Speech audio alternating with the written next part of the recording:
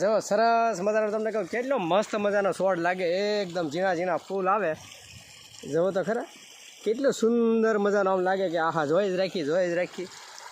તો આ છે સુવાદાણાનો છોડ. આપણે જેને સુવાદાણા કહીએ ને, જીરું જેવા આવે, આમ તો જીરું ટાઈપના હોય સુવાદાણા. જીરું જેવા જ ન હોય પણ એથી છે જ આમ સપટા જેવા બી આવે આના સુવાદાણાના. એટલે આપણે સુવાદાણા ખાવાની વસ્તુ બનાવી એમાં ઘણી વખત આપણે એનો ઉપયોગ કરતા હોઈએ છીએ. તો એ આ સુવાદાણાનો છોડ છે. જુઓ મસ્ત મજાનો, તમને કહું આમ ફૂલથી કેવો મસ્ત મજાનો લાગે ને, એકદમ સરસ મજાનો. અને પાન છે એ વરિયાળી જેવા પાન હોય, જેવા પાન વરિયાળી ટાઈપના પાન હોય એવા જ આવે, વરિયાળી જેવા ગુસ્સા પાન આવે. પણ આને કહેવાય સુવાદાણાનો છોડ.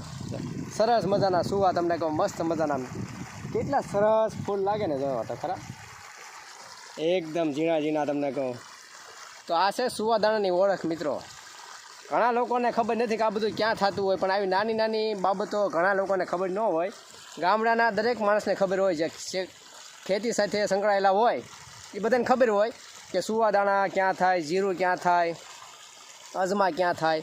પણ આ બધા પાક જે છે એ આ રીતે આ છોડ આવે, પીળા ફૂલ છે, અને ફૂલમાંથી પછી ધીમે ધીમે કરતાં ઉપરમાં આ બધામાં આમાં લાગશે સુવાદાણા, આ ઉપર ફૂમકામાં. અને પછી એને જ્યારે પાકે ત્યારે એને ખેલ લેવાના હોય, અને સરસ મજાના છે એ તૈયાર થઈ જતા હોય છે. તો ઘણા નાના બાળકોને ખબર હોતી નથી કે કયો પાક ક્યાં થાય. તો આવા વિડીયો નાના બાળકોને અચૂક બતાવવા કે જે ખેતીની થોડી ઘણી માહિતી અમને મળી રહે. તો આ સુવાદાણાના છોડ વિશેની માહિતી લાગી આપી તમને.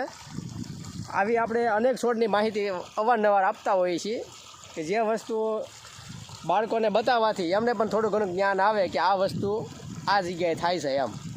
જય માતાજી બધાને, જય જવાન જય કિસાન મિત્રો.